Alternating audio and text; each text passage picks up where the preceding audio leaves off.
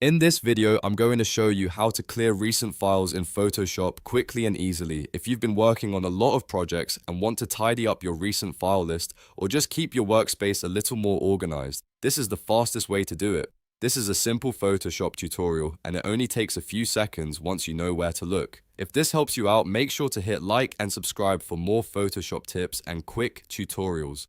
Alright, let's jump right in. First, make sure Photoshop is open on your screen. Now look at the very top menu bar of your computer where all the main options are located. You're going to move your mouse up to File, then hover over it to open the drop-down menu. From there, move your cursor over Open Recent. This will open a side menu showing your recent files list, which is where Photoshop keeps track of the documents you've opened lately.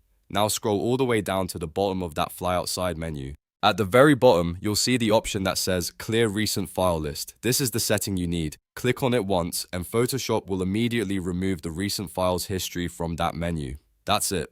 Your recent file list is now cleared and the Files Charge Open Recent menu should be empty or refreshed, depending on your version of Photoshop. This is a great way to clean up your recent documents list if you share your computer, want a more private workspace, or simply prefer a more organized workflow.